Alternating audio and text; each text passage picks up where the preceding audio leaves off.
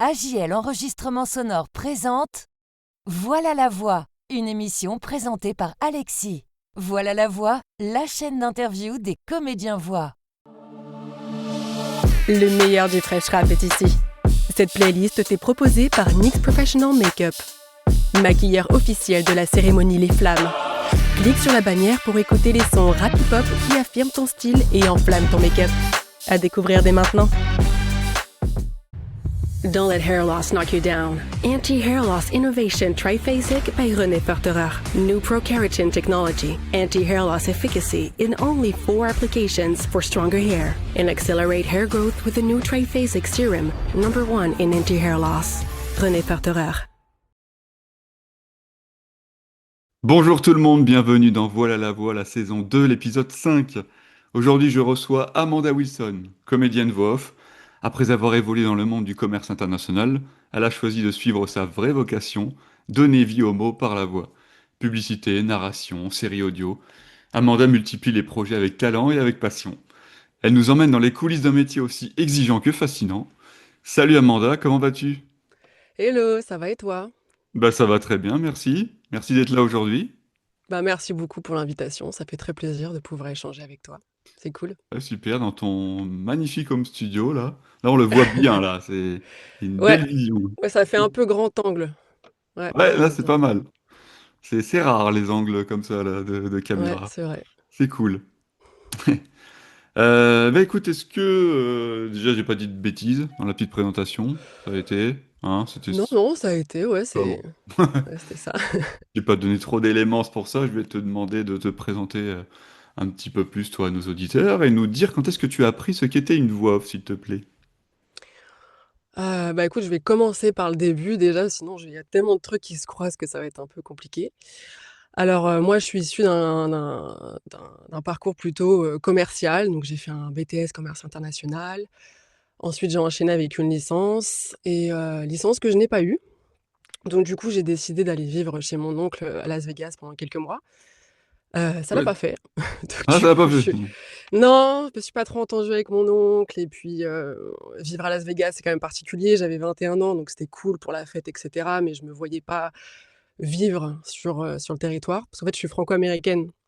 Du coup, je pensais que j'allais Hmm. pouvoir j'avais envie d'y vivre et vivre un petit peu l'expérience américaine, mais finalement, je me suis rendu compte que la France me manquait T'es né en France, hein, et c'est ouais, ça? ouais, je suis née en France. Je suis Ok. née en France, mais mes parents sont américains. Donc du coup, j'ai hérité de la double nationalité. Hmm. Et donc du coup, je suis retournée en France, j'ai travaillé vite fait et ensuite je me suis rendu compte qu'il fallait que je retourne à l'école si je voulais avoir un salaire, plutôt correct. Même si j'étais pas très motivée à retourner en cours, fallait le faire. Donc du coup, j'ai repris une licence et ensuite, j'ai enchaîné avec une école de commerce pour obtenir mon master en marketing international. Mhm. Après sans grande conviction, hein, tout ce parcours, je me suis dit: «Bon, je fais des études pour faire des études», mais j'ai toujours senti au fond de moi que j'étais destinée à faire autre chose, sauf que je savais pas quoi. Donc du coup, après ça, j'ai travaillé 1 an et j'avais un projet de voyager, faire un tour du monde. Donc ce que j'ai fait, mais au bout, de 3-4 mois, il y a eu le covid, début Hmm. 2020. Donc j'ai dû revenir en France. Heu, Puis, j'ai jamais vécu de pandémie, donc je pensais que quelques mois, quelques semaines, que ça allait durer quelques semaines, quelques mois et que j'allais pouvoir repartir, mais c'est pas arrivé. Mhm.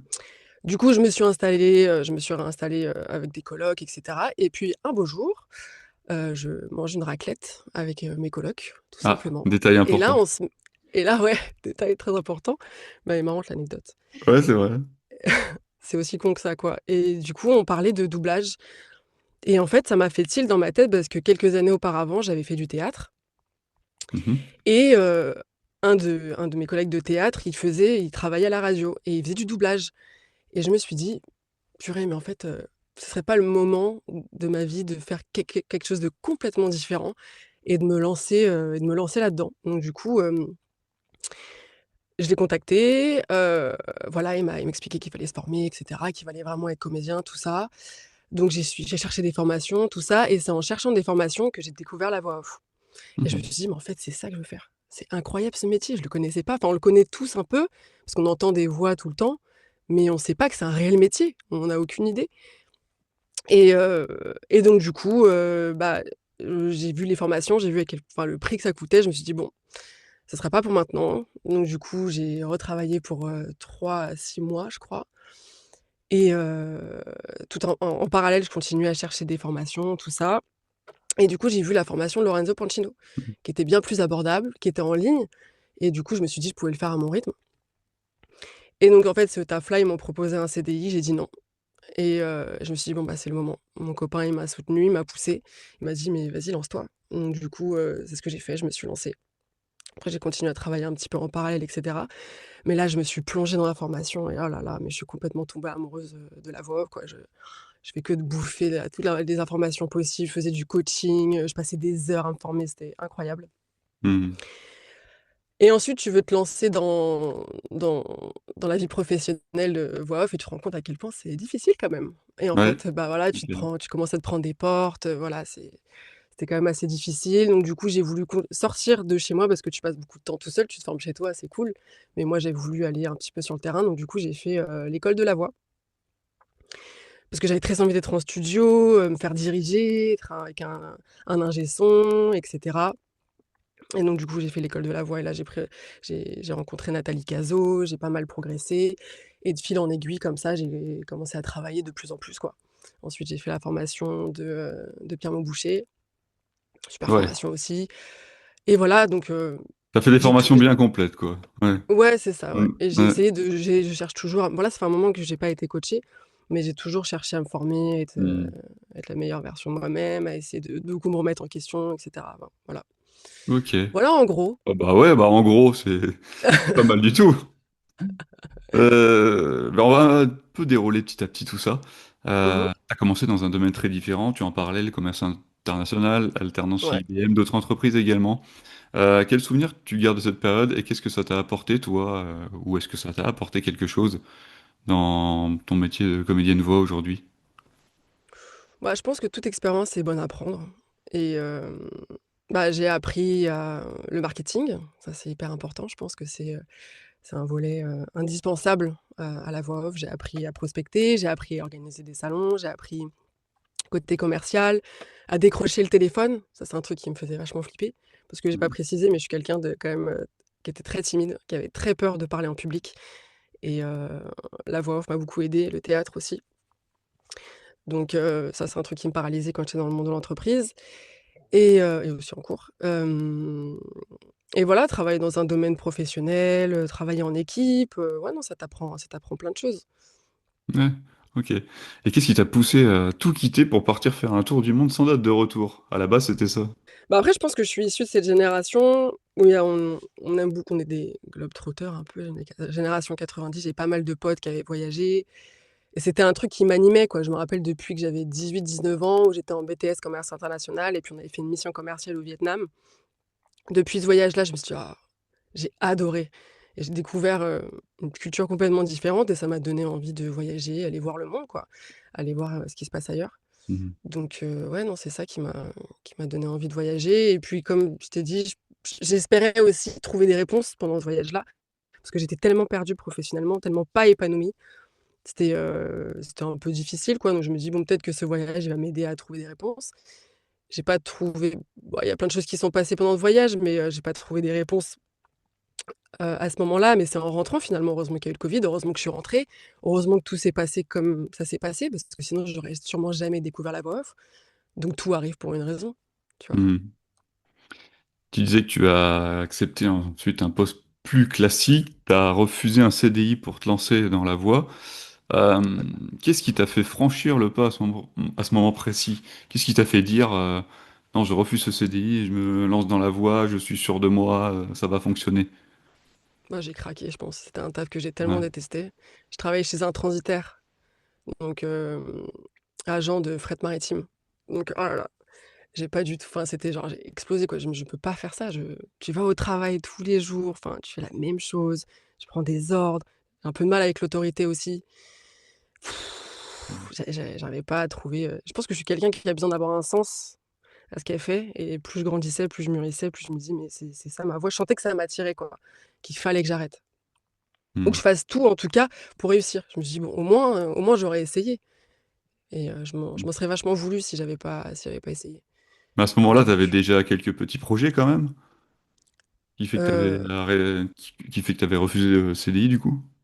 non, j'avais rien du tout. Moi, je suis un Ah, peu comme ça, hein. Je suis un ah ouais, peu ouais, je prends des tes décisions comme risques, ça. ouais. Après, j'ai pas d'enfant, donc j'étais installée avec mon copain, donc c'était plus facile. Hmm. C'était plus facile de dire.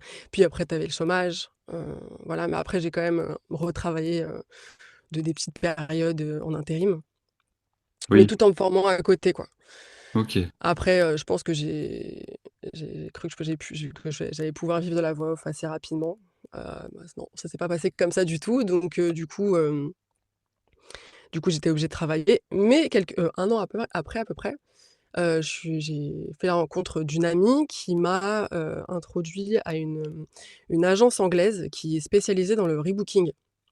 Donc en Hmm. fait, on va sur des salons et puis, on aide l'équipe commerciale à réinscrire, les exposants pour l'année suivante.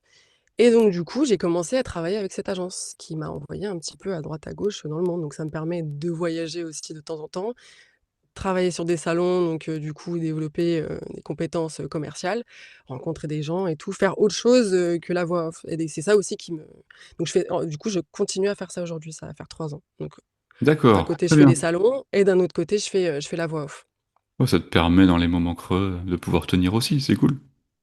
Exactement. Surtout que la voix off, c'est solitaire. Enfin, je Ouais, pense que tu le oui, sais, c'est hyper solitaire et puis des fois, tu t'as vois besoin de pas du voir du noir, monde, t'as besoin de bouger. mais tu as besoin de voir du monde. Ouais, complètement. Et bah, du coup, ça fait waouh, bah, voilà, pour le coup, toute la journée, tu parles avec du monde, tu es là et quand tu rentres chez toi, tu en peux plus, mais du coup, ça fait un équilibre, tu vois? Du coup, tu es Ouais. content d'être chez toi, souffler et après tu repars, Hmm.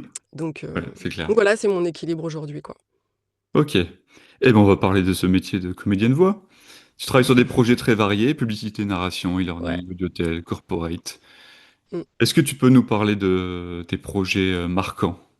Ceux qui te viennent en tête là, des anecdotes, des choses dont tu es fier d'avoir interprété. Ouais, je dirais ma pub enfin, il y en a tellement, c'est dur de te rappeler des plus marquants.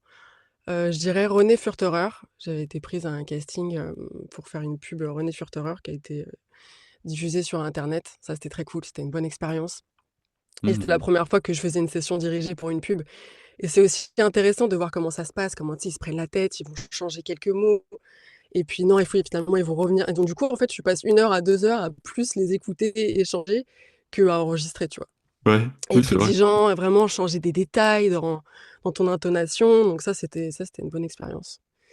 Ou, une expérience aussi, c'était un stu non, j'ai enregistré 2-3 vidéos pour Chanel. C'était des vidéos qui avaient diffusées dans une conférence, en studio à Paris et ouais, c'était en anglais du coup et ouais, ça aussi c'était stressant parce que tu avais, les 3 clientes, tu avais pas mal de monde dans le studio et là, j'ai vraiment dû, apprendre à gérer mon stress, quoi et Mhm. à répondre tout de suite, à ce qu'ils demandaient.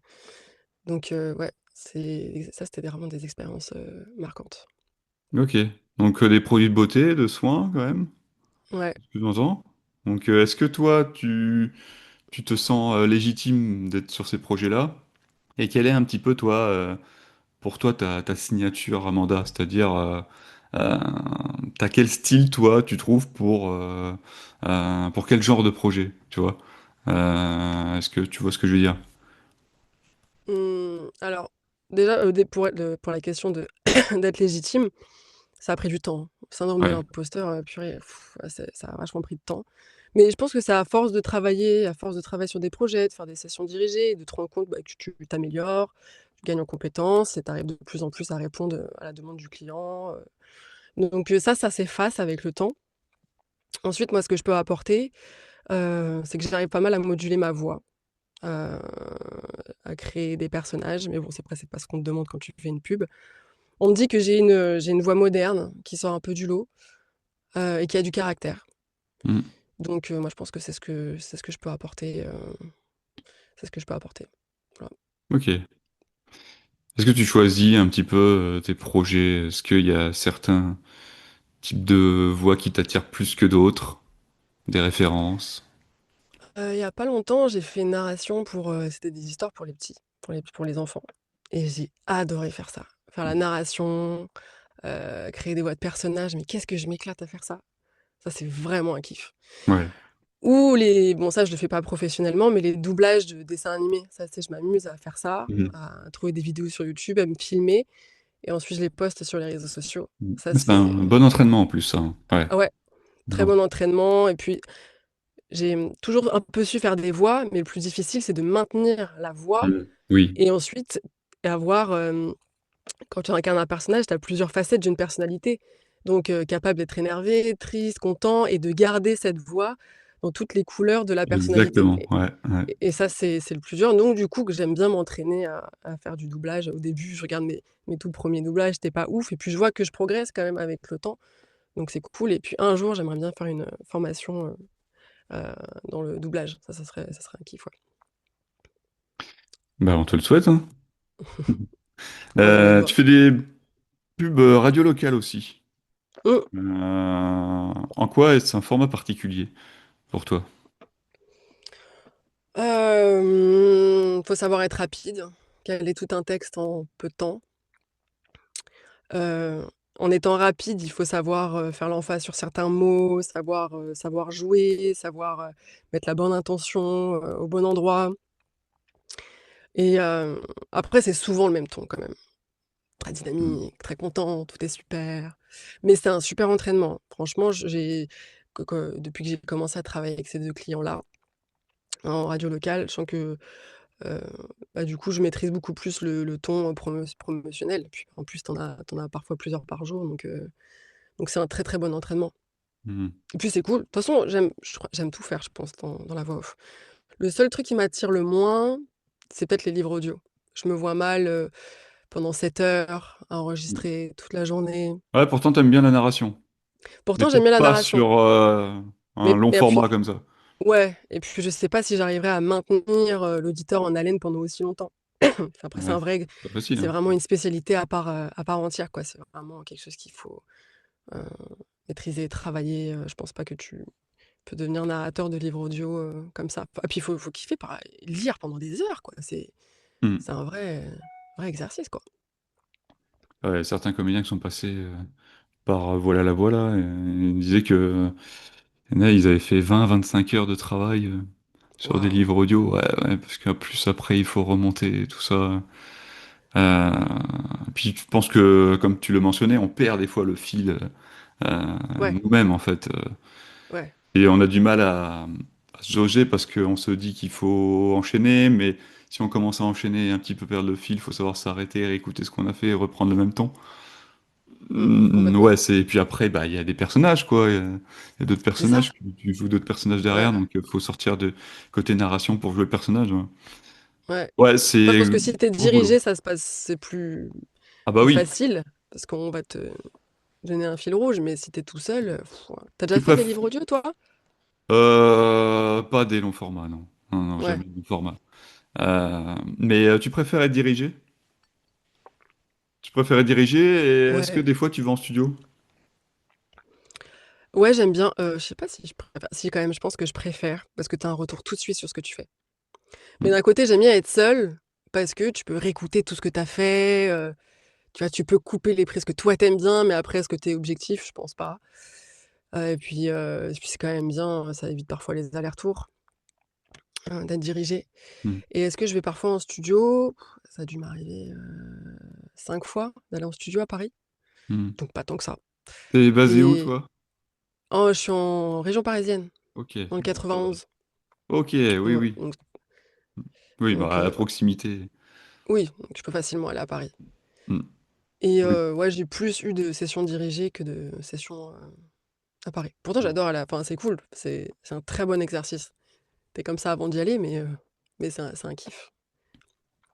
Ah oui, oui, puis là, t'as l'ingé son direct, t'as tout ça, tu te concentres vraiment sur la voix, quoi. Ouais, et puis c'est cool de voir des humains aussi, tu vois? Je vois tellement pas enfin au quotidien. Tu vois, même quand je fais une session dirigée, souvent il y a pas la visio, il y a que l'audio. Donc Ouais, ouais, ouais. ouais, Moi, j'avoue que j'aime pas ça, quand il y a que l'audio.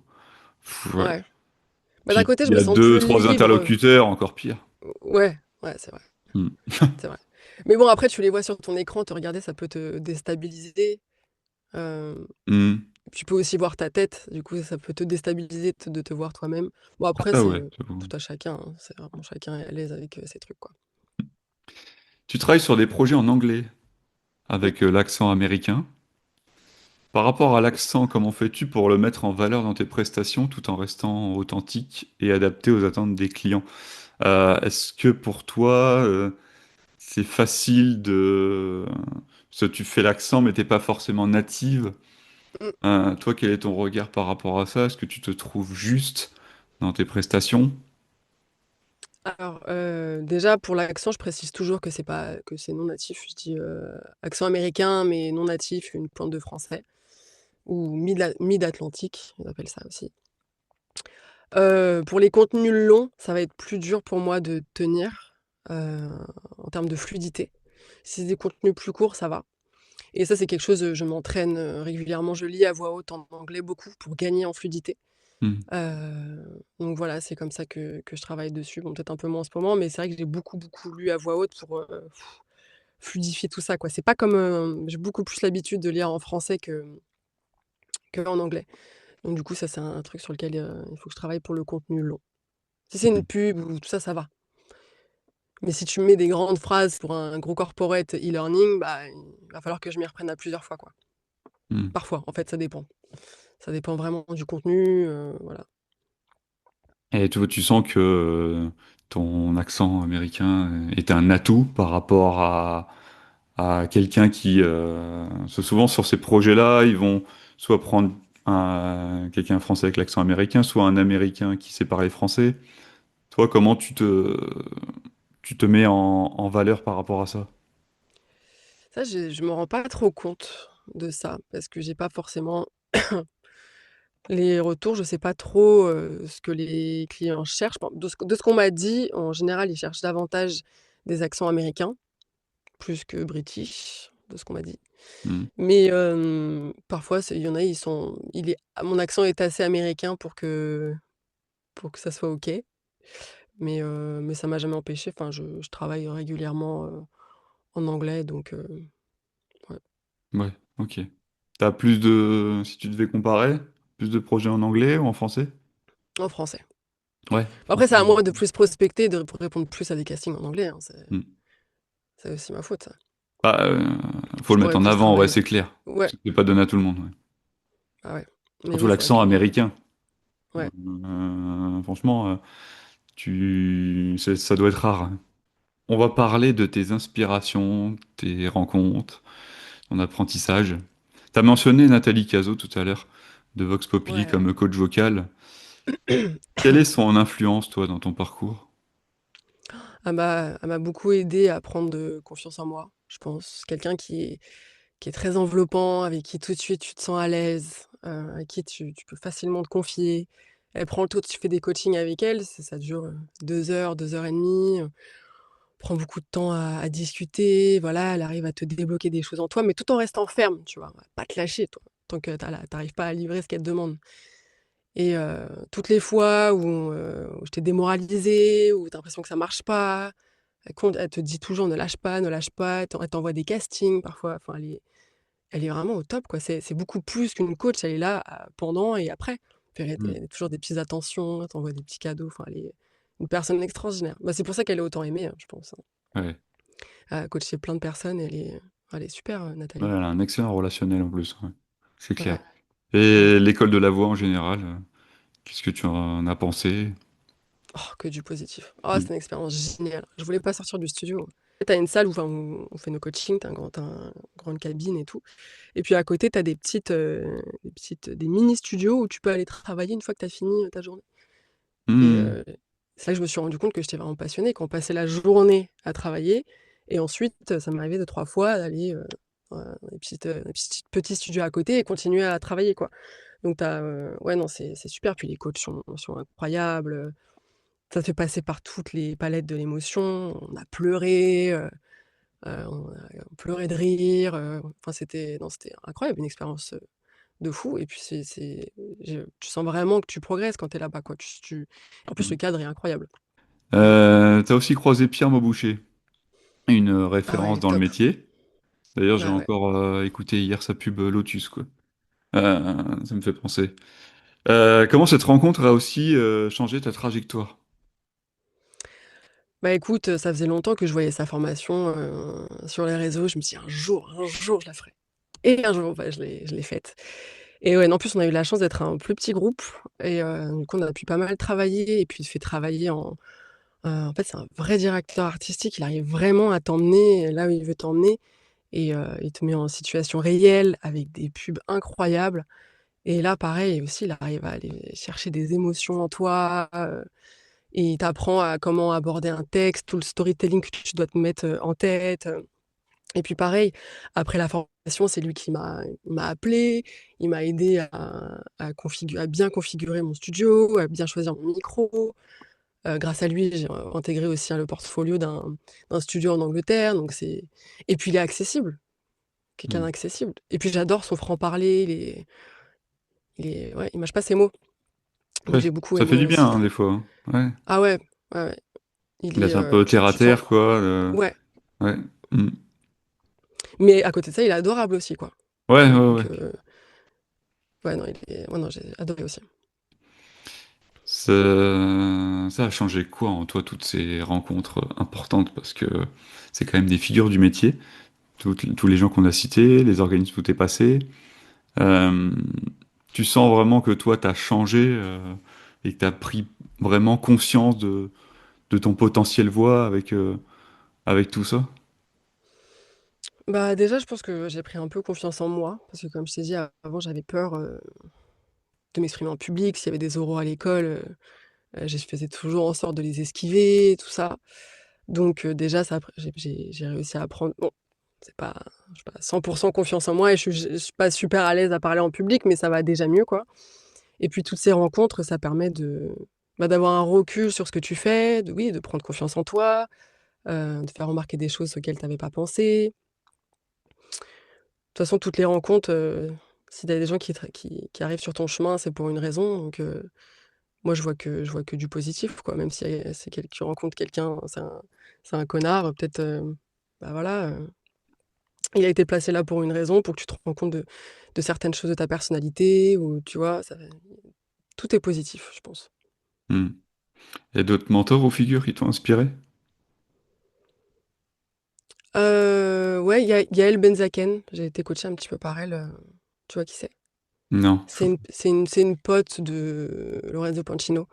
Elle a fait des petites conférences, via lui, à l'époque où j'étais pas mal, enfin je suivais tous les coachings, avec, Lorenzo Pancino et du Mhm. coup, un beau jour j'ai pris contact avec elle et tout, donc elle c'est plus coach vocal. Donc elle m'a appris à mieux gérer mon instrument, à me détendre, quand je fais des sessions dirigées ou quand je suis chez le client, enfin en train d'enregistrer en studio avec le client. Mais j'ai fait que 3 sessions avec elle, donc elle, j'ai pas fait le coaching complet, donc faudrait que j'ai parce qu'après je suis repartie en voyage pendant 3 mois, fin Décidément, 2024 hein. et donc du coup, faut que j'y retourne, mais Ah, t'avais fait un voyage aussi début d'année, je crois. Tout ouais, en début fait, j'ai d'année fait, 2025, ouais. octobre, novembre, décembre. Ouais, je suis rentrée en janvier. Je suis partie faire Ouais, je c'est me suis ça. pas Ouais. vu que j'étais restée sur ma faim avec ce voyage que j'ai pas pu faire en 2020 et il fallait que je fasse, bon 3 mois, c'était un compromis. Parce que mon Hmm. copain, il travaillait, donc du coup, lui, il devait poser des congés, voilà, il pouvait Ouais. pas partir, et puis, tu vois, 3 mois, c'était suffisant parce que j'avais envie de rentrer. Ça y est, je sentais que j'avais envie de retourner faire de la voix parce que, du coup, j'ai tout mis sur pause Hmm. et c'est dommage parce que ça commençait bien bien à prendre et bam, je mets tout sur pause. Mais après, je regrette pas parce que je me dis: ça se fait une fois dans une vie, hein. C'est pas tous les 4 matins que tu peux partir comme ça, 3 mois, kiffer, Et quand on coupe 3 mois comme ça, quand on revient, on est comment? On est tout frais. Ça nous a fait un Ah bien ouais, fou. Mais ça est-ce m'a fait que grave du tu as bien. mis du temps après à te remettre à la voix, à te remettre en selle comme ça? Hem, bah, déjà, comme tu as dit, j'étais, pleine d'énergie, ça m'a fait vachement de bien parce que j'étais à ça du burn-out, parce que j'ai vachement bossé. J'ai 4 tafs différents pour pouvoir me payer ce voyage et donc du coup, à la fin, même la voix, ça me dégoûtait. Il y avait plus rien que j'avais envie de faire. Donc du coup, je suis revenue pleine d'énergie. Donc côté positif, c'est que je suis revenue pleine d'énergie, plus fraîche. J'avais prévenu mes clients, donc voilà, donc j'ai continué à travailler avec mes clients d'habitude. Mais j'ai senti qu'il y avait après je sais pas, j'ai commencé à avoir du travail et tout, mais j'ai senti que ça a commencé à s'essouffler et je me suis demandé si c'était moi ou si c'était le marché qui était juste très compliqué et Mmh. en parlant avec plusieurs collègues, on m'a dit que c'était calme pour beaucoup de monde en tout cas. Donc heu, donc ouais, là 2025 c'est un peu plus compliqué. Je sais pas, tu as un avis par rapport à ça, Oui, si ouais, l'activité est ça plus lente quoi? C'est juste qu'il y rien a que moins pour de les castings sur les plateformes. castings rien Ouais, que c'est un pour les truc de fou. castings, ça a vraiment bien baissé à partir Ouais, de mars-avril, là, cette ouais, année, c'est compliqué. exactement. Mmh. Ouais, c'est dommage. Sur les castings aussi, ça te permet, bah, de pouvoir peut-être gagner d'autres clients, d'autres contrats Bah, c'est ça. et ouais, d'avoir d'autres perspectives, de te former aussi quelque part. Bon, il faut que ça aille vite aussi parce que à peine le casting sort, 5-10 minutes après, t'as déjà 20 C'est réponses, clair. Ouais, même à 22 heures. ouais, ouais. Même les castings en anglais, c'est le pire. Quand il y a des castings sur Ouais, Bodalgo, en 10 oui, minutes, il y a déjà 40 réponses. 1 heure, il y en a 100. Je me dis: «Mais en fait, ça sert à rien que je réponde. Ça a aucun intérêt». Enfin, jamais ils vont aller jusqu'à la centième, la centième audition. ouais. Non, Mais faut être réactif de ouf et disponible, quoi. c'est ça et je pense que c'est encore pire maintenant parce qu'il y a tellement peu de casting que quand ça sort, tout le monde se jette dessus. Donc ouais, Ouais, c'est c'est compliqué. ça, même à des tarifs dérisoires, quoi. Ouais, C'est le c'est pire. exactement Mm. et bah, par contre, il y a pas mal de casting mais pour, l'IA générative. Sur, Ouais. Voices, Mm, il y a mm. que ça maintenant. Donc ça, Oui, c'est un avec peu déprimant. 70 réponses en moyenne. Ouais, tu te Ouais. dis: Mm. «Putain, ouais, ils ont rien compris, quoi». Oui, Mmh. bah ouais, Après il y a c'est des réponses, compliqué. parfois, c'est parler pour les incendies. Une fois, j'ai incendié, je sais plus qui, sur Voices ou Voice 1, 2, 3. Mais même, quand même, il y a beaucoup moins de casting. Je me rappelle quand j'ai commencé au tout début sur Voice 1, 2, 3, il y avait plein, plein de castings tout le temps et là, Mm. plus rien, quoi. Du coup, il faut prospecter le réseau, C'est bien, Voice 1, 2, 3, c'est un peu limité, tu vois. Donc, pour ouais, aller jusqu'à 20 réponses. ouais. Voilà. Après, je sais pas avec le, le premium, mais moi, je sais que voilà, il y a juste 20 réponses max. Mmh. Euh, Ouais, c'est ça. donc, ça limite déjà un petit peu, quoi. Bah, moi, j'ai Et, arrêté de payer pour Voice 1, 2, 3, hein. Du ouais. coup, je reçois le casting après et puis tant pis. Enfin, il y a tellement peu d'offres que tant pis. Hmm. Ouais, il y a Voices aussi, qui a un tarif premium assez élevé quand même, je trouve. Non, mais eux, c'est des malades, hein. Moi, Mais j'ai jamais payé Voices. je vois qu'il y en a des castings quand même pour ceux qui ont pris l'abonnement, mais est-ce Mais que t'as pas besoin de prendre c'est l'abonnement pour rentable? recevoir des Ouais, mais il y en a qui ont l'abonnement du coup et qui ont plus de peut-être castings. plus, ouais, ouais, ça me semble Mais logique. après, je sais pas vraiment si c'est Mmh. rentable, quoi. Est-ce qu'il y a un conseil ou une leçon qui t'a profondément marqué là, s'il y en a une qui te vient en tête? Mmh. Un déclic, un Ouais. truc. Bah, tu sais, parfois, les déclics, ils viennent pas tout de suite, ils viennent, tu sais, à force qu'on te répète les choses et un beau jour, bam, ça connecte enfin. Mhm. Surtout quand tu es en phase d'apprentissage, tu vois? Où vraiment, Ouais. tu sais, au début, tu progresses beaucoup et tout et puis on a beau te répéter un truc, tu pas, t'arrives pas, t'arrives pas. Et après ça clique et d'un coup tu te dis: «Putain, mais j'ai enfin compris». Mais un conseil, moi en tout cas la leçon que j'en ai tirée, c'est de toujours continuer à se former. Être, avoir soif d'apprendre et la voix ça s'arrête pas à juste se faire coacher en voix quoi. Mm. Ça peut être plein de choses qui t'aident à interpréter, tu vois? Ça peut être le chant, ça peut être la danse, ça peut être l'art tout court, tu vois? S'intéresser faut être curieux en fait. Faut être curieux et curieux dans le domaine de l'art en général, je pense Mhm. et aussi savoir se remettre en question et mettre son ego de côté. Parce que si tu as trop d'ego dans ce métier, tu es foutu. Parce que tu vas Oui. tellement te prendre de refus que tu vas pleurer. Donc Ouais. faut se dire: «Bon, bah, c'est OK, c'est pas grave». Parfois, c'est ton interprétation qui est à chier et parfois, c'est juste que c'est pas une fois, j'ai eu un retour, on m'a dit: «Super casting, mais c'est pas la voix qu'on cherche». Tu vois? C'est tout. Mm. Ça a rien à voir avec toi, donc faut pas prendre les choses personnellement, je T'en as pense eu et des toujours continuer. refus beaucoup au début, qui fait que derrière tu t'es posé des questions. Ah bah, bien sûr, surtout au début, bien sûr. Ah ouais, grave. Bah, parce que je connaissais pas le milieu, je connaissais pas le métier, donc domaine artistique, enfin avant c'était, simple, hein. Tu pris enfin tu passes un entretien, tu pris, tu travailles et puis voilà, t'es pas constamment en train de te prendre des refus, dans la gueule. Et Mm. là, tu passes tellement de casting que de toute façon, c'est entre 5 et 15% de taux de réussite dans les castings en général, la moyenne. Hmm, Donc du coup, il y a beaucoup de non, quoi, et peu de oui. C'est comme ça, c'est la vie, hein, c'est le jeu. hmm. Et toi, si tu pouvais donner conseil à quelqu'un qui prend que des refus dans la gueule euh, et qui est un petit peu en train de lâcher, qu'est-ce que tu lui dirais? Oh, ça m'est déjà arrivé de rebooster des potes. Après, faut voir, faut jauger à quel point tu es passionné par ce métier et à quel point tu veux le mettre au centre de ta vie. Hmm, Donc, tu as, c'est compliqué parce qu'ils ont des enfants, ils ont des crédits, il faut qu'ils bossent, ils ont pas le choix. J'ai une amie aussi, on a fait la, formation de Lorenzo ensemble et elle, elle a grave du talent, elle a une super voix et malheureusement, elle a été obligée de parce qu'elle travaille donc du coup, bah, en fin de journée, bah, c'est difficile de te mettre en studio, tu es crevé, il faut que tu te fasses à manger, il faut que tu t'occupes de tes gosses, enfin, c'est compliqué. Même le midi et tout, entre midi et 2 donc je peux comprendre qu'il y en a qui arrêtent hmm, ou qui s'essouffle, mais c'est pas par manque de talent, parfois, c'est juste par manque de temps. hmm.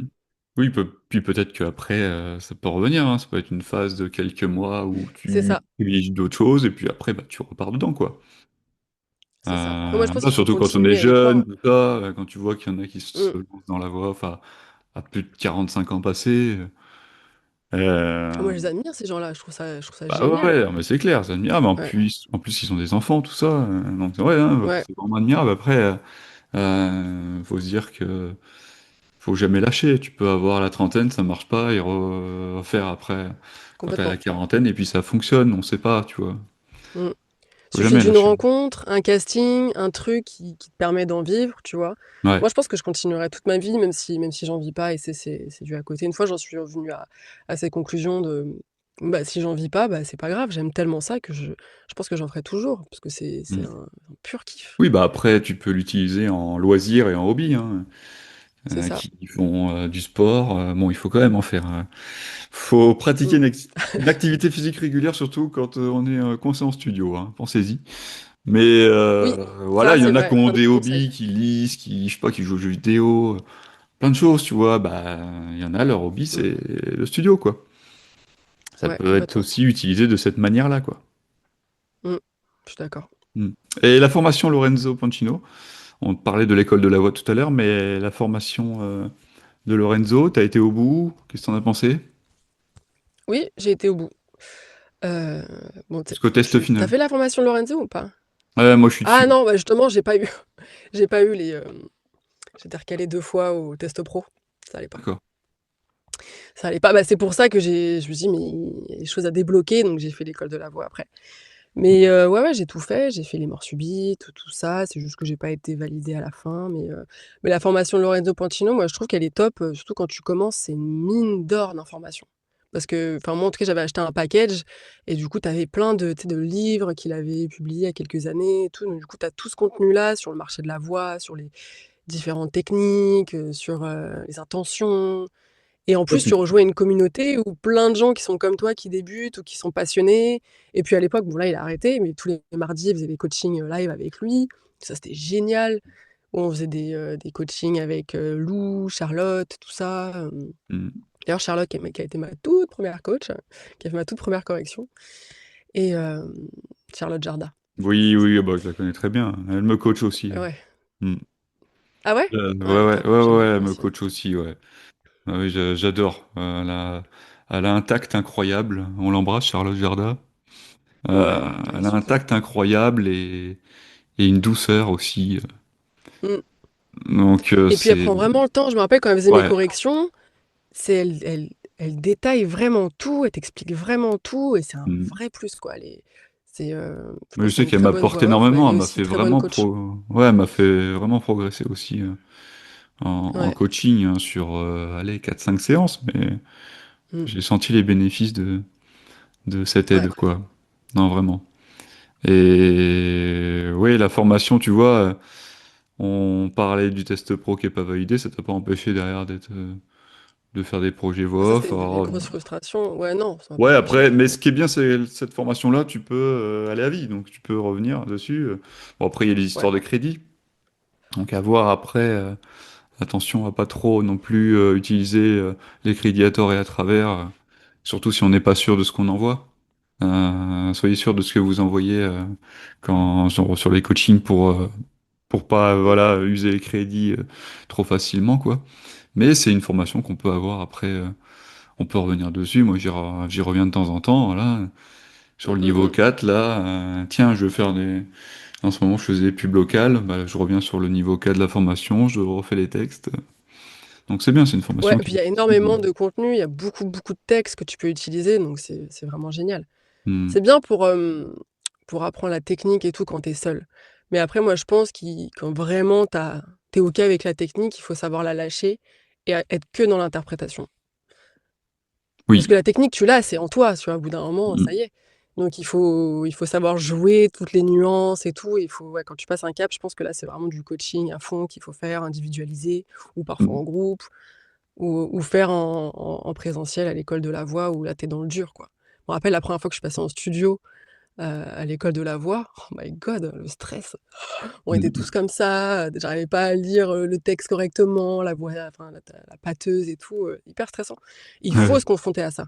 Parce que si Hmm. tu te confrontes pas à ça, bah, c'est quand ce sera ta première fois, ça sera avec le client et là, Ouais. bah, tu vas te griller. Dangereux. C'est dangereux. Ouais. C'est pour Mmh. ça qu'il faut travailler. Tu vois, on parlait de Pierre Mauboucher tout à l'heure. Il disait que voilà, la voix off, il faut travailler 8-10 heures par jour sur des Mmh textes. mh. Il faut Faut en voilà, bouffer. pour bouffer du texte pour que derrière, on évite derrière ces petits couacs là en studio quoi. Même s'il y a Complètement le et c'est stress vrai et que c'est bien tout. aussi de répondre. Mm, C'est bien de répondre à des castings. Parce que même si tu es pas pris, tu vois un éventail de textes tellement large. Donc c'est intéressant et ça te permet de travailler, tellement de choses différentes aussi, toi, de ton côté, donc c'est formateur aussi de passer des castings. ouais, c'est clair. Depuis tout à l'heure, on parle de personnes qui nous ont marqués. Tu parlais de belles amitiés aussi nées dans le milieu. Est-ce que tu dirais que Ouais. la voix off est un métier plus humain qu'il n'y paraît? Quand je dis ça, c'est que bah, on est, comme on le disait tout à l'heure, on est seul dans la cabine. C'est pas évident, on voit personne. Et le fait de parler sur LinkedIn, sur les réseaux avec plein de personnes comme ça, plein de comédiens dans le monde de la voix. Euh, Est-ce que toi, tu dirais que du coup que la voix off est un métier où il y a une grande bienveillance et est-ce que tu as créé des belles Mmh. amitiés? Ouais, complètement, bah, du coup, j'ai découvert une communauté extrêmement bienveillante où les gens, se serrent les coudes, quoi et ça m'a vraiment changé du monde de l'entreprise. Après, tu as des trous de balles partout, évidemment, Mm. mais ouais, souvent, c'est des gens qui ont une quête comme toi de vivre de leur passion et d'essayer de prendre, le risque de faire complètement quelque chose de complètement différent, de faire un métier qui est niche, que personne connaît. Donc du coup, il y a ça qui resserre un peu les liens et puis ouais, j'ai rencontré des gens super, genre, Laetitia Jeanne, Angèle Lambert, ouais, Mm. c'est des Laetitia Jeanne, on se voit encore, Angèle aussi, on se voit beaucoup, on se voit de temps en temps, donc ouais, ça c'est ouais, tu crées des amitiés, par la force des choses, quoi et Mm. puis aussi, moi, ce qui me manque beaucoup, c'est de rencontrer les gens en physique. Parce Ouais. que c'est dur aussi parfois de créer des vrais liens, des vraies amitiés quand tu vois pas les gens, quoi, ou parfois tu fais des apéros Voice et tout. Il y avait un gros groupe Facebook, là, ils s'étaient fait un week-end et tout, ça, je trouve ça trop cool. Ça, c'est un truc que je kifferais Faudrait faire. organiser Mmh. ça, je sais pas, moi, une fois tous les 6 mois ou à la fin de l'année, mi-juin, Ouais, je sais carrément. pas, dans un moment peut-être plus creux, même si des moments creux, c'est difficile de les distinguer parce que il y en a, Mmh. ils vont être disponibles tout l'été pour travailler, enfin, ça dépend, mais ce serait Bah, bien. ça, faut donner une date vraiment à l'avance et après, ceux qui peuvent, il y a toujours des gens qui pourront pas, mais au moins si un maximum de Oui. monde peut être présent, ça serait cool, ouais. Mais oui, c'est important, je trouve que c'est crucial d'avoir des moments comme ça où tu rencontres les gens en chair et en os. Je sais qu'en Angleterre, aux États-Unis, c'est des choses qui se font beaucoup. Il y a des conférences, des séminaires, ils se rencontrent Mm. énormément. Et je me suis toujours dit, putain, mais ça manque en France. Ouais, non, mais Au moment où j'imagine je bien. commençais vraiment à me poser la question, Stéphanie Matard, je vois qu'elle organise ça, et je me suis dit, ah, c'est génial, c'est super. Mm. Ah, j'imagine même bien le lieu. Alors après, ça va dépendre de ce qu'en pensent les gens. Mais un lieu, voilà, où on se retrouve, je sais pas moi, une sorte de château avec des logements et une Mm, petite salle de conférence un peu où on fait, tu sais, un peu comme les conférences doublage qu'ils font souvent Ouais, les acteurs réputés de doublage où, tu sais, il y a l'écran et puis ils font une démonstration en direct, tu vois. Bah, nous, on pourrait faire ça aussi, ce genre de choses, dans une petite salle, une ouais, démonstration complètement. en Faire des direct, tout ateliers ça. et tout. Ou pas, hein, aussi, parce que, Ou bah, pas, ou faire un truc complètement qui a rien ouais, à voir. voilà, ou pas aussi, tu vois, un truc complètement où on coupe aussi totalement, quoi. Mais il peut y avoir plusieurs idées, Ouais. ça peut être bien. Mm. Ouais, ouais, les idées, il y en a beaucoup, ouais, c'est clair. Mm. Non, moi, je serais OP pour faire ça, c'est clair. Ouais, c'est clair, moi aussi. On va parler du futur. Quels sont, toi, tes Mhm. objectifs ou est-ce que tu as un rêve de voix off que tu n'as pas encore réalisé, un fantasme dans ce métier? Ouais, faire des dessins animés. Ouais. Ça, ce serait incroyable. J'aimerais tellement. Mais bon, Ah, ça, tu ça, voulais te ça lancer dans le moi de doublage en bouger les. plus, ça tombe bien. Ouais, mais que dessins animés. En tout cas, Ouais. pour l'instant. Mhm. C'est ce qui me fait vibrer. Je kiffe créer des voix, être dans la caricature, pouvoir lâcher les chevaux et faire la con, quoi. Ça, c'est un kiff. Moins les films avec des humains, ouais, ça me branche moins. Mais ça se trouve, qui dit, un jour, je ferai ça. Puis, je pense qu'il y a aussi ce truc qui me bloque, que j'ai pas ce bagage de comédien. Oui, j'ai fait du théâtre, mais quelques années. J'ai pas ce bagage de comédien qui me bloque et qui me dit, bon, ouais, syndrome de l'imposteur, je suis pas capable de le faire, alors que Mhm. je suis capable de jouer. Et puis, je pense que c'est à force de travail. Mais je me dis que je pourrais y arriver. Après, il faudrait que je reprenne le théâtre, tout ça, pour avoir plus de finesse dans mon jeu. Il y a plein de choses, voilà, que je me dis qu'il faudrait que je m'y remette, quoi. On a fait quelques années du théâtre. Ouais, j'en ai fait une année quand j'étais petite, j'en ai fait début de ma vingtaine, mais ça, c'est parce que du coup, c'était pas pour devenir comédienne, c'était juste parce que pour gagner en aisance à Ouais, l'oral, j'en avais fait confiance en un toi. an, et ensuite j'en ai Mhm. fait 2 ans, ouais. J'en ai fait 2 ans quand j'ai commencé la voix off. Mhm. Ok. Et après, j'ai arrêté parce que je sais plus pourquoi, mais j'ai arrêté. Mhm. Ah oui, de temps en temps, je Et fais des ateliers impro. Ça, c'est cool. ouais, Je pense que je préfère l'impro que le théâtre, parce qu'en fait, le théâtre, ce qui m'ennuie, c'est que tu passes beaucoup de temps assis. Toi, tu prépares un spectacle de fin d'année. Donc, du coup, tu passes beaucoup de temps assis à galérer, quoi, et t'es pas dans l'action. Alors que l'impro, c'est tout le temps, tout le temps, tout le temps. bah ça dépend où tu T'apprends vas, tellement de hein. T'as choses. des ateliers sur l'année Ah ouais? où tu vas te concentrer sur l'impro jusqu'à octobre-novembre, quoi. Mhm. Avec voilà plein de mises en situation, de petits sketchs, voilà, des, des, euh, des, hum, des ateliers où tu vas varier les émotions, tout ça, jusqu'au Mhm. moins décembre. Et puis après, oui, il y a la préparation du texte pour la fin de l'année. Donc là, c'est un peu plus embêtant, quoi. Mhm. Mais il y a aussi des ateliers théâtre où on n'est pas obligé, avant, tu étais obligé de t'engager sur l'année. Et moi, je sais que Ouais. mes metteurs en scène, où je suis à Toulouse, où je fais du théâtre aussi, ils ont fait des ateliers où c'est sur 6 mois. Comme ça, en fait, il n'y a pas le travail pardon, de janvier à juin où tu Mhm. prépares le spectacle de fin d'année. Par contre, il y a le travail de septembre à décembre sans t'engager sur l'année où tu travailles l'impro, les C'est émotions. bien ça. Ouais, ouais, ouais, ça Ok. commence à se faire ça. Parce que justement, les gens avaient un petit peu le même avis que toi, quelque part. Parce que c'est vrai que, Mhm. pour l'avoir vécu aussi, de janvier à juin, quand tu prépares une pièce, c'est embêtant. Et encore, si c'est une pièce que tu prépares où on est tous sur scène, ça va. Mais quand c'est des petits sketchs où, mettons, c'est un groupe de 10 et on passe par deux ou trois à chaque fois, bah, Mhm. il y en a, ils attendent C'est longtemps, ça. quoi. Hmm. Exactement. Après, c'est bien aussi parce que ça te permet de vraiment creuser un personnage, aller au fin fond de lui. Ça t'apprend à comment aborder vraiment un personnage sous tous ses angles. Mais c'est vrai que tu passes par une phase, enfin, en tout cas, c'était de l'ennui, quoi. Et ça saoule. Hmm. Mais bon, après, faut trouver ce qui est adapté à toi, hein. Hmm. Et qu'est-ce qui te plairait le plus dans le dessin animé? C'est vraiment les voix de petits garçons, petites filles, C'est tout. tout? Ouais. Des voix farfelues, Ouais. des voix drôles. Moi, j'ai envie de faire rire les enfants. Donc, tu sais, des voix drôles. Je me rappelle, ma meilleure amie, j'ai lu une histoire à ces deux garçons il y a pas longtemps. C'était un kiff, quoi. Ils étaient morts de rire. Haha, et je faisais des voix rigolote et Mm. ça, c'est un bonheur, ça.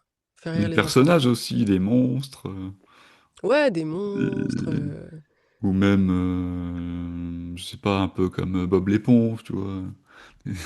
Une éponge, une étoile de Ouais, mer, voilà. enfin, ou interpréter la voix d'un objet. Mm. Ou Ça peut des être dessins drôle. animés pour les adultes, style South Park. J'ai grandi avec South Park. C'était trop Oui, drôle. Et je trouve que moi, je suis c'est pas plus très. vulgaire, hein. Ah, aussi. Ouais, c'est carrément plus vulgaire, mais je trouve que le doublage, il est génial. Moi, je suis pas très doublage de base. J'aime bien regarder les films en VO. Mais certains dessins animés, genre South Park, le doublage, ça me dérange pas de le regarder en français, c'est top. C'est trop bien Ouais. doublé. Hyper drôle. Mais le doublage, tu veux t'y lancer. Tiens d'ailleurs. Tu veux te former, c'est ce que tu disais tout à l'heure. Ouais, c'est un de mes objectifs, ouais. Hmm. Ouais, non, c'est là-dedans. En fait, j'ai plein de projets, j'ai toujours plein de projets. Après, il faut avoir les sous. Après, la FIPL peut te financer une partie quand tu es à ton compte. Donc, il y a tout ça à prendre en compte. Hmm. Ouais, oui, non, mais puis ça vient avec le temps, hein. On peut pas tout faire tout d'un coup. C'est ça. Donc voilà, on essaie de se projeter en voulant faire des choses, mais après, voilà, ça peut Mm, prendre 1 an, 2 ans. Tu le sais exactement. bien que la formation voix, par exemple, tu vois, je sais pas combien de temps elle t'a pris toi, du premier cours jusqu'à ce que tu fasses des projets, même si tu t'es formé un peu entre-temps, ça a pris bien peut-être 1 an et demi, je suppose. Ouais, presque. Ouais, un an. Un an, je Ouais, pense. 1 an. Hmm. Parce que les premiers, Après, il faut se perfectionner, tout ça, il y a d'autres formations, des les masterclass. premières étapes, je les ai bouffées en fait. Je suis allée hyper vite. Et après, bah, Hmm. un peu plus doucement. Mais oui, presque. Ouais, une bonne année. Ouais. Hmm. Après, t'en as, ils ont des facilités et ça vient beaucoup plus rapidement, hein. Comme France. T'as connu France?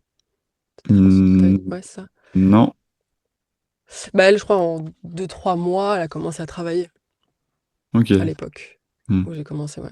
Ouais, Et ça eux, dépend. surtout. Après, il y a eu la période Covid en 2020 où il y a eu beaucoup qui sont inscrits à la formation Lorenzo Ouais. et qui ont eu du temps parce qu'ils étaient en chômage partiel. Oui, c'est ça. Et c'est ce que j'aurais dû faire, tiens, à l'époque. Mais bon, ça s'est pas fait. C'est Ouais, comme ça. Comment tu gères l'aspect entrepreneurial du métier? Je vois que tu as ton site internet, je mettrai dans la description, mhm. amandawilson.fr, qui est très clair, très pro. Euh, Comment tu le vois, Merci. toi, cet aspect business? Parce que beaucoup voient la voix off comme un business, parce que beaucoup se considèrent comme chef d'entreprise. Donc toute cette Mhm. partie-là, comment toi tu la gères au quotidien? Bah, c'est pas là où je suis le plus à l'aise de me vendre. C'est pas là où je suis, genre, écrire des posts tout le temps, parler sur enfin, échanger dans les réseaux sociaux. Si je poste une photo, une vidéo, enfin, poster un long texte et tout, c'est pas mon truc, j'ai vachement de mal avec ça. Donc cet aspect-là, c'est un peu compliqué pour moi si je le fais, c'est je me force un peu parce que je sais que c'est important quand même d'être visible sur les réseaux sociaux. Mais sinon, toute la partie administrative, prospection, créer mon site et cetera, bah, en fait, tout ça, toutes ces compétences, je les ai acquises grâce à mes expériences professionnelles, que j'ai eues auparavant. Hmm. Donc ça me dérange pas, je le fais avec plutôt, la facilité, les outils, informatiques et tout, ça va, je gère. Donc c'est vraiment l'aspect se vendre, quoi. La prospection, je devrais en faire plus, c'est clair. Ouais, donc c'est pas là où je suis le côté commercial, c'est pas là où je suis le plus à l'aise comme, beaucoup, d'artistes, je pense. Moi, j'ai envie de Être derrière le travailler, de micro, quoi. performer, kiffer, faire ouais, derrière le micro. C'est pas vraiment le côté commercial. Mais ceux qui sont très bons commercial, je pense qu'ils ont énormément de travail, hein. Après, Hmm. s'il y avait plus de salons ou d'événements, bon, on peut se rencontrer. Là, peut-être qu'il y aurait plus de travail parce que tu peux rencontrer les gens. C'est aussi difficile, je trouve, de se vendre quand tu vois pas les gens en face à face. J'ai fait le salon Go Entrepreneur il y a quelques mois. Bon, c'est pas spécifique à la voix off, mais c'est, un salon, sur les auto-entrepreneurs en général et j'ai essayé de rencontrer, tu sais, des motion designers, des choses comme ça et rien que de faire un salon, ça m'a donné tellement d'énergie de pouvoir échanger sur, des métiers qui gravitent autour de la voix off, tu vois? Rien que de rencontrer des motion designers. J'ai fait mon maximum pour les rencontrer et ça m'a fait trop du bien juste de voir des gens ça te redonne de l'énergie. Parce qu'avant ça, mon moral, il était au plus bas parce que tu passes beaucoup de temps seul et je pense pas qu'on est fait pour passer autant de temps seul. Mm. Même si, tu vois, je suis introvertie, même pour les introvertis, on a besoin de voir du monde quand même. Ouais, non, c'est clair. Et ça stimule la créativité, ça stimule plein de choses. Mm. Bah, c'est pour ça, toi, t'as un bon compromis avec les salons que tu fais Mm. à côté, quoi. Ouais. Bah, ça me force, du coup, à être commercial. Mm. Ouais. Pas le choix, vu que c'est le taf. Mm. Donc, Mm. t'as intérêt de vendre un minimum. Et t'arrives à gérer ton emploi du temps entre Bah, les... j'embarque toujours mon micro avec moi. Ok, ouais, tu te fais un studio nomade. Ouais, ouais, Mhm. quasiment tout le temps, parce que je vais recevoir, bah, soit je vais répondre à des castings, soit c'est pub radio locale. Il faut être réactif. Parce que si tu dis à chaque fois je suis pas là, ils vont plus t'envoyer de demandes. Donc ça passe. Non, ça passe bien. Enfin, j'arrive toujours à faire en sorte que ce soit assez quali. C'est pas comme dans mon studio, évidemment, mais j'ai pas eu de retour négatif pour l'instant. Donc, ouais, donc je fais ça dans la chambre d'hôtel. Et ça m'est déjà arrivé qu'il y ait des projets qui me passent sous le nez, parce que je suis pas là. Mais en général, j'essaie de faire en sorte. Une fois, j'ai une session dirigée comme ça pour un projet que j'ai dû décaler parce que mon avion avait du retard. Mm. Et donc, du coup, j'ai dû décaler. Ça a failli me passer sous le nez, ça aussi. Je dis, oh là là, c'est compliqué parfois de gérer. Mais en général, ça va, j'arrive à gérer. Ok. Et tu fais quoi? Du coup, tu prends la couverture sur toi? Ouais, c'est ça. Soit il y a une table et je mets une chaise par-dessus et je mets des coussins et je mets la couette autour de moi. Ou sinon, je mets la chaise sur le lit, je mets la couette autour de moi. Ouais, je trouve des Mm. moyens comme ça. Mais toujours une couette autour de moi, au-dessus de ma tête. Parfois, t'as des chambres d'hôtel où t'as la moquette par terre et tout, c'est Mm. top. Ou des fois, ça résonne beaucoup plus. Ou parfois, t'entends l'extérieur. Donc, du coup, j'essaie d'enregistrer plutôt le soir, Mm. quand il y a moins de bruit. Ouais, mais c'est ça. Il y a Cyril à la Bouvette, l'épisode 3 de la saison 1, qui me disait que dans la Mhm. voiture, il y avait une très bonne acoustique aussi. Mais après, Oh. ça dépend où l'hôtel est placé. S'il est placé en pleine ville, c'est compliqué. Ouais, c'est ça. Et puis, j'ai pas de voiture en général quand je suis Ah, en plus, bon à bah. l'étranger. Bah oui, je suis ouais, aux États-Unis ou j'ai pas de Ah, voiture. il y a des salons en France aussi, quand même. J'ai déjà fait des salons en France, mais j'ai fait États-Unis, Afrique du Sud, Australie, Oh, ok. Allemagne, Angleterre. En général, c'est pas en France. Ça va être génial, ça, de faire un spot radio local, mais t'es en Afrique du Sud, quoi. Ouais, ouais, ouais. Faut gérer aussi le décalage horaire quand t'es aux États-Unis. Tu le fais dès le réveil ou dès que t'as fini ta journée de taf, t'es crevé, t'en peux plus, mais t'es obligé d'enregistrer tes pubs. Tu fais un projet, en fait, à l'autre bout du monde pour la France, et parfois, on est en France, dans notre home studio, et on fait des projets pour la Nouvelle-Zélande. Non, mais Ouais, exactement. Ouais, c'est ça. c'est incroyable. Mm. Ouais, bah, on arrive à la fin de l'émission. Est-ce que tu as une dernière anecdote ou un souvenir inattendu que tu aimerais partager avant de conclure? Ah, tu me prends le cours là. Bah, j'ai fait Euh, exprès. euh, ouais, c'est plutôt, c'est pas un projet professionnel, mais de temps en temps, j'adore faire des doublages avec Laetitia Jeanne. Elle vient à la maison, on va chez elle, on choisit un dessin animé et on se fait un kiff, on double une vidéo avec plusieurs personnages ensemble et ouais, on poste ça sur les réseaux sociaux. Des fois, on travaille ensemble avec Laetitia Jeanne, donc ça, c'est cool. Ça permet un petit Hmm. peu de sortir de sa routine et travailler ensemble et ouais, c'est cool. Sinon, je suis sûre que j'en ai plein d'autres, mais là, là, ça vient Ouais, pas. bah, pas de souci. Bah, merci à toi. C'était vraiment très sympa. Bah ouais, merci pour ton invitation. C'était Bah très très ouais, cool. avec plaisir. Au plaisir de se croiser Ciao, sur les ciao. réseaux et tout. Et hâte d'entendre Ouais, tes prochains doublages. merci, toi aussi. Allez, bonne journée à toi. Ciao. Bonne journée, ciao. Merci à tous d'avoir suivi cette émission et on se retrouve pour un prochain épisode de Voilà la voix. À bientôt. Ciao. À bientôt avec Alexis pour de nouveaux podcasts. À suivre prochainement un nouvel épisode de Voilà la voix présenté par Alexis.